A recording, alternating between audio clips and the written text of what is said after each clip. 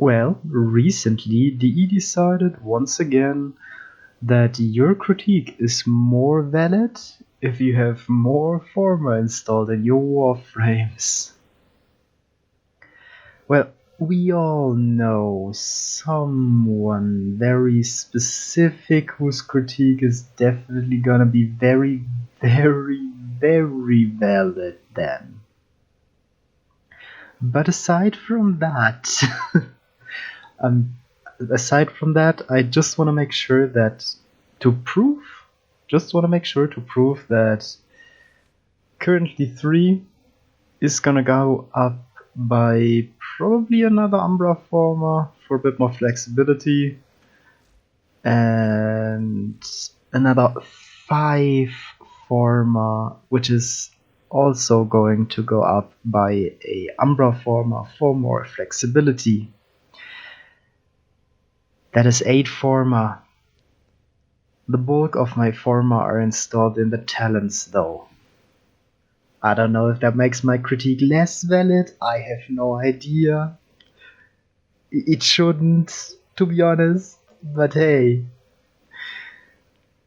I have Forma installed in this Warframe. I am invested in Valkyr. So yes, please, Digital Extremes, do listen. Thanks. How do you do, my doodles, foodles, and noodles? How's y'all's doing? Hope you're doing great. You damn well deserve it. Now, a few things before we jump into this clusterfuck of a design. This entire thing has blown up further than the power level of Warframe players since release, so we'll have to divide it into a dissection of Valkyr's kit, the identity of Exalted Melees, and my concepts of how Valkyr could get a DE-sized rework. You know, something between a modernization and a true rework. I do hope to have all parts somewhere online at the release date of the first video, so if by the miraculous will of the great and all-knowing algorithm someone actually found this video and has both the will and constitution to read through a very informal ability touch-up and rework concept, the link will be somewhere in the description. Anyhows, let's get into the video. While she hasn't been changed since the melee update, in fact she was largely ignored back then, this takes the state of the patch 29.0.5 into consideration. Most stats are taken either from the base stats as listed on the wiki, or from my own builds. It should be obvious which is which, but I do hope I'll be able to fit warnings in whenever I take full build stats. Valkyr is first acquired on Jupiter, which, if I remember correctly, is shortly before providing survivability, becomes a valid problem for those new players who didn't choose Excalibur as starter frame, which includes me. Volticide Squad Assemble or something, I only read the comments. I can't make that kind of joke, not without dying inside myself. While this may be a seemingly random function of DE wanting players to experience more frames, I do like to believe it is meant to introduce players to build crafting. After all, the all-beloved Rhine-Ho provides similar, if not greater amounts of survivability, while being more versatile and shockingly easy to mod, painting a steep negative on Valkyr, who takes some but almost never great value from literally every stat you can dream of putting on a Warframe. As a build crafting frame, she may be meant to be hard to min-max, but unlike other tools, min-maxing Valkyr is not about reaching damage cap and sitting in front of spreadsheets for 8 hours a day over the space of multiple weeks just for some YouTuber to come along and does as if you never even had to try. No, that's what balancing a life service game is about. Build crafting in Valkyr's case is about balancing playability with damage output, That sounds like a fun introduction to build crafting, especially as players will stumble over a lot of different stats while completing their first sword chart. Sadly though, for her build crafting to be about balancing playability against damage, both her playability and damage needed to be close to the worst of the game. In fact, most players only care and reduce her to one of her abilities, which is in part due to her bad playability. So, let's try to find her problems. While there is no building nor playing around Valkyr's passive, which can be seen as a problem in and of itself, I would still like to take a look, because you'll see. Valkyr's passive provides her with 50% knockdown recovery time. That's it? That's it. Oh boy. That's about a third of a single mod. While that does support her cat light theme, a comparison is very much in order. Look at Mirage. She gets 85% slide duration and 50% parkour velocity. That's more than 6 endurance drifts worth of parkour, and probably somewhat like 2 full maglers. Sure, only half of the stats each, but it comes down to 4 full movement mods. And that's on a frame who rains down onto her enemies what my ancestors could only dream their airships rained down onto the city of London during the Great War. Nearly instant surrender through mass civilian death. Against a third of a single mod for a frame who has the damage potential of Yo Mama jokes in 2020. And can't get knocked down by losing Hysteria anyways. Nice. But good, compared to our beloved Rhino, this stat looks a lot more palatable, as Pinky Mac plus 150% damage here owns the probably single worst passive in the entire game, next to Chroma. An inbuilt heavy impact. ACC tool that can only be triggered by falling long distances, risking to CC yourself. And oh yeah, Rhino has Stomp that does its job better. But unlike Valkyr, Rhino does provide a vast damage buff capable of exceeding 200% faction damage against literally everyone for everything to potentially an entire team. But he can also reach the vast tankiness of 9,000 modded base iron skin. And oh yeah, he has a CC tool that keeps enemies almost stationary in positions where most likely their heads are exposed. So maybe there is a reason for him to have a weak passive outside of he's an early game frame. A single reason for him to have a weak passive. Let's move on. Warcry is a buff ability. A buff ability that can provide up to a single armor mod and a fully stacked berserker together with a primed fury worth of stats, and slows enemies within 25 meters of Valkyr herself. The attack speed is a nice buff actually, especially as a lot of melee builds don't include attack speed anymore, since every other melee mod is just mandatory now. The armor though, see, armor in Warframe or most other games is incredibly misleading. The scaling proof version of armor Warframe also uses is a negative exponential function to create an instance of damage reduction which will never exceed 100% by giving progressively less damage reduction per point of armor.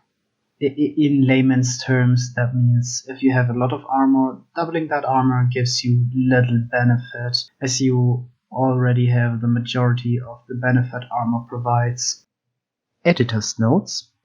More accurately, the EHP bonus, the effective health point bonus by armor is effectively a linear function, or an approximately linear function, while the EHP provided by raw damage reduction is an exponential function, which means adding armor is kind of a flat multiplier to your health, while the value you gain from damage reduction increases with how much damage reduction you already have. I think that should sum it up pretty okay.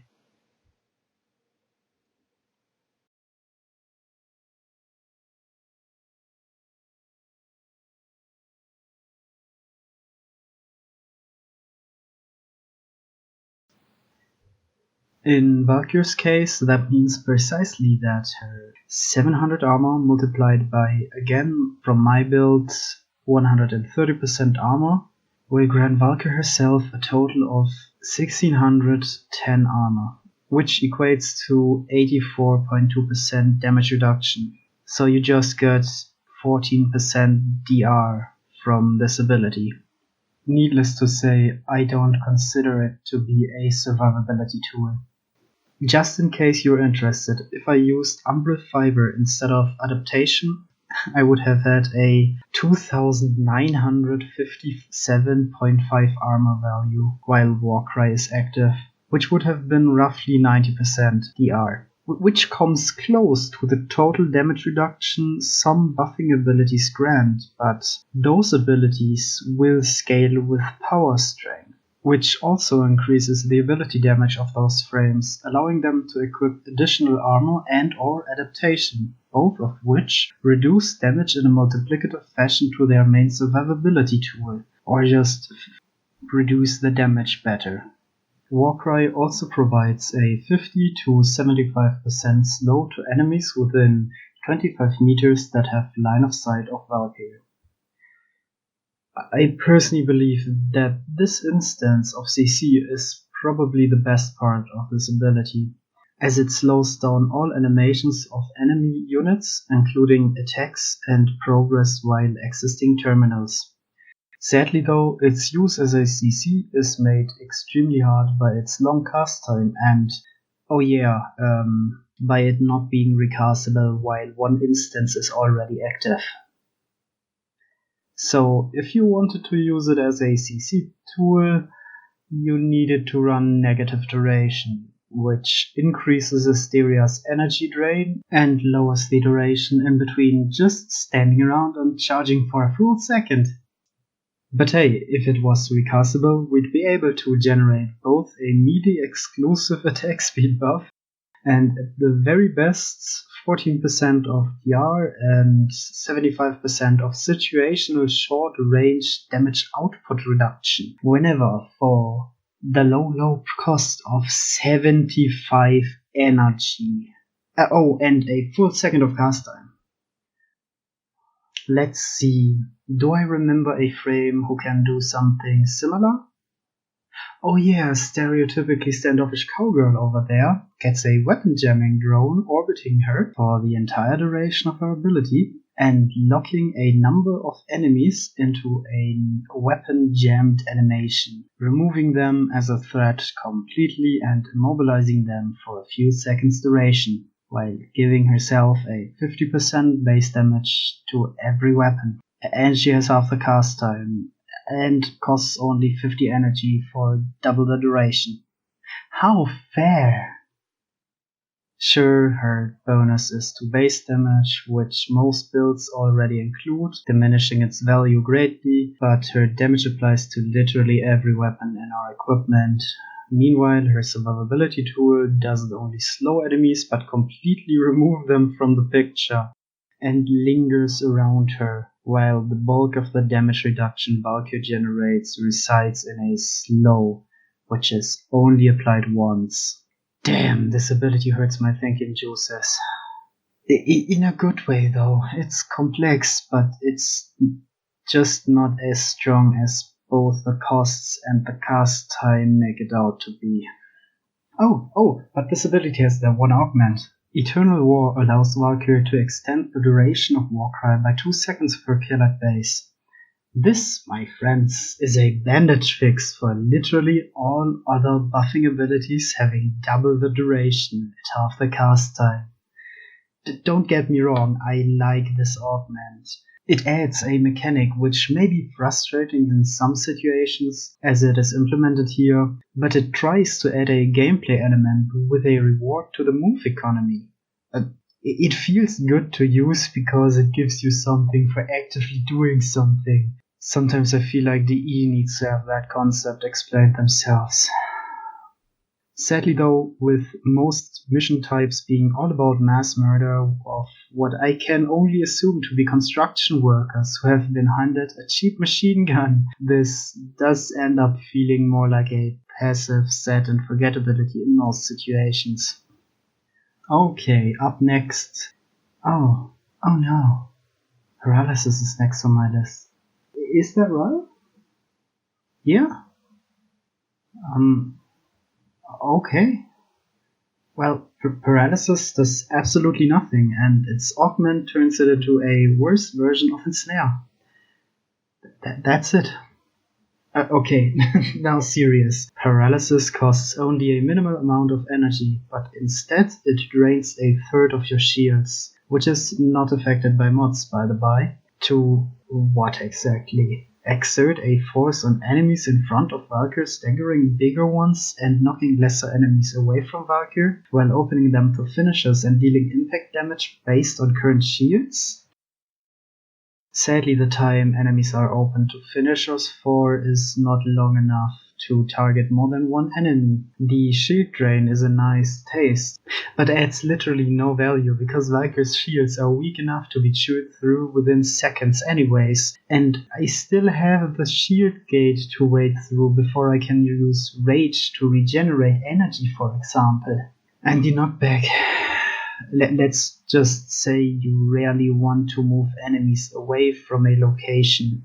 One, because that makes them harder to kill, because they are more evenly spread, and in the case of melee-based loadouts, because you now have to walk further than before to get there. This ability has the potential to do great things with only little changes, but to that later.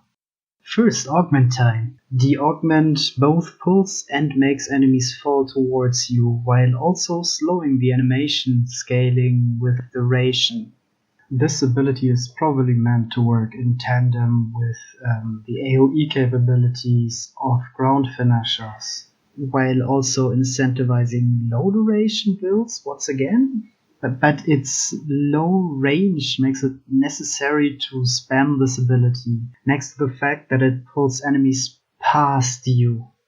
Prolonged Paralysis is basically max pull, both slower and lower range. By the wayside, you can now put max pull or even Nidus Larva in this ability slot without sacrificing a mod slot. Tenno! Let's move on then, and up to Hysteria, the ability which by all means should be her signature ability. Let's start with the invincibility part. While Hysteria's active and talents are not holstered, Valkyr is completely impervious to all damage and no new status effects will be applied. However, status effects applied before will run out and affect Valkyr normally. Exception being damage over time effects, which will of course not drain through her invincibility. During this time, both health and shields can be regenerated normally. However, 30% of all damage taken is stored into a counter, and if Hysteria runs out or is being deactivated while an enemy is inside her social distancing circle, she will be dealt 25% of the stored damage. That's not a mistake in my script. It will reduce the incoming damage once by 70% and then after by another 75%. She will also become unstoppable, aka she can only be moved by enemy crowd control, not stunned or knocked down. Which means, yes, while Hysteria is active, her passive is literally no use. But Hysteria also provides access to an exalted weapon, called Talons. Oh boy.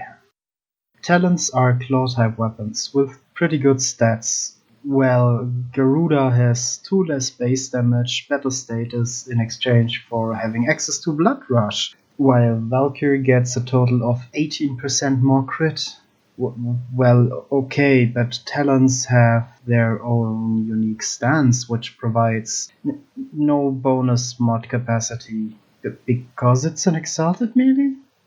But in exchange for that, the combos force impact procs, only impact procs, on their very last attack and have a lot of multi-hits. What is that? Every class stance has an abundance of multi-hits? Interesting. And you think Talons has literally no use for multi-hits as it has no access to combo counter based fast attack mods? Well, you're right.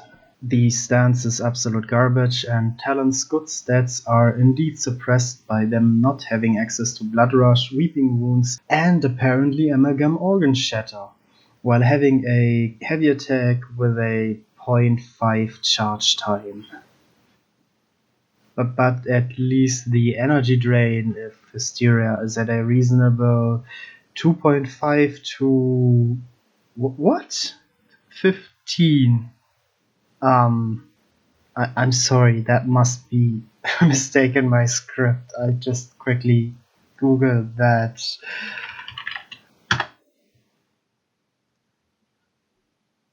Yeah, no.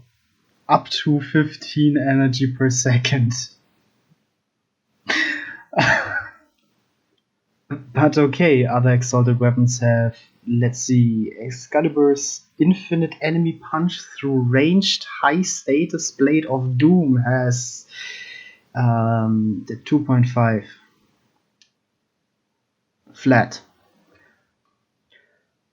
And Baruch's infinite enemy punch through range high and always the right status wielding Fists of Fury have a drain of 0.83% restraint, which is easily regenerable using LOL and allows you to regenerate energy while doing that. But Wukong has it just as bad, has he not? Yes, he has Iron Staff. The useless... Huh? Its base damage is higher than all other exalted melee weapons by 60? Why that? Doesn't that... Oh, and it gets an augment and lets it stack crit like all the good melees. Yeah, that's totally fair, but he definitely pays with energy for that, right? Right? 5 energy per second. I need to take a break and cry for a little.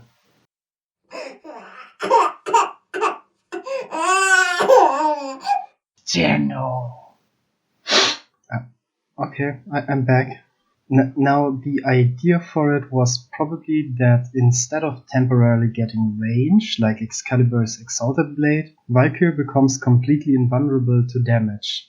And that would have been a cool and actually worthwhile gimmick, especially as she can now compensate for the missing range by using Hysterical Assault. But with her 700 base armor, she already has 70% damage reduction, which makes complete invincibility something you only need to use in very, very niche situations, like necromech fights or Kuva leeches. But for something like that, Valkyr's talents are simply not capable of dealing enough damage, even with a heavy attack build, which, unlike a fast attack build, can actually utilize the available crit chance to its fullest. Editor's notes: finisher builds will deal the expected damage, but you can't use finishers against anything that actually needs them, so fuck that. In addition to her immense energy drain, already claiming 2 mods, be it Rage and Flow or Streamline and Fleeting Expertise, for the ability to be safely usable in those situations at all.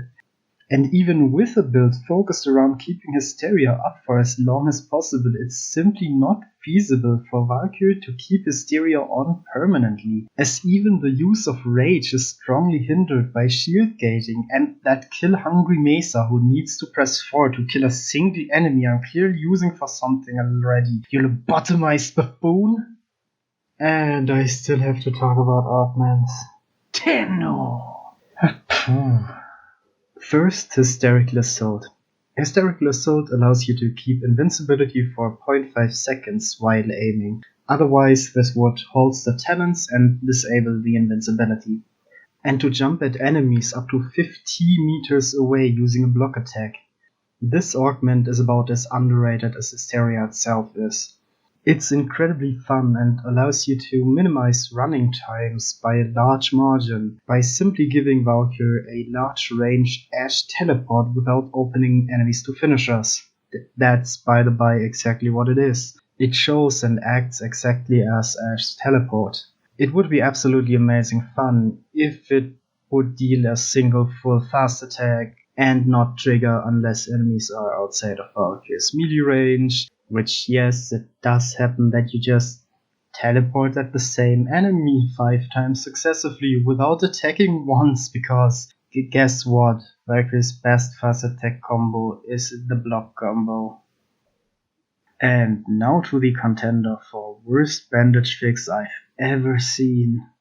Oh my god, is Enraged garbage. It does give 200% critical damage and chance, which, while the chance tries to be a solution to the Blood Rush situation, is not as good as Blood Rush by itself, but the critical damage will get you there. And yes, it seems to do that job, but unlike the other augments that try to fix the inability to use Blood Rush, this one doesn't only require mod slots, which are multiple times more valuable on Valkyr than they are on something like an Excalibur or Wukong, but it also turns her Hysteria into a timed ability. A timed ability that can and will precision nuke you from orbit if it runs out and enemies are still alive. As if that wasn't the entire to round off. May I? You must. Sure. You may have noticed that I haven't touched on Valkyr's Ripline. Well, that is because I love this ability.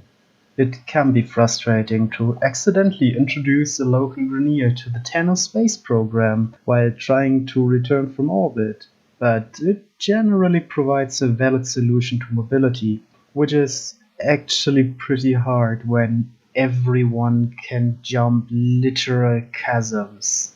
So yeah, if any of the devs are watching and have withstood the barrage of "you're not good enoughs" I threw at them, it might be time for some praise. Just a little though.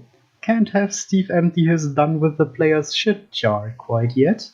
He doesn't actually deserve to empty that jar quite yet. My only valid criticism against Ripline is that its augment tries to just iterate on Ripline's passive instead of changing its character. But to be honest, after critiquing Hysteria, I don't really have the energy to complain about an augment that fails to justify its existence if its ability is already doing that. Now, as talents are essentially suffering exclusively from the same problems other Exalted melees are, but with worse solutions, I'll have to examine Exalted weapons in general as part 2 of this series. This might take a few days. If you're willing to skip that build time by reading it yourself, I'll have the script for this entire thing somewhere mentioned in the description. So yeah, standard, you flubbers knuff. Subscribe the party at the bell down there and leave a like to gain the favor of Lucifer, patron of trade. Tenno! No need to trade if you pray to earn Jesus, Tenno! And with that, I wish you a nice week. You damn well deserve it. Anakin, it's time to get panicking, because I have no planikin on how to turn 30 minutes of audio material into a coherent video without the 30 minutes. Ugh. Also, postscript, revert gas, you plebeians.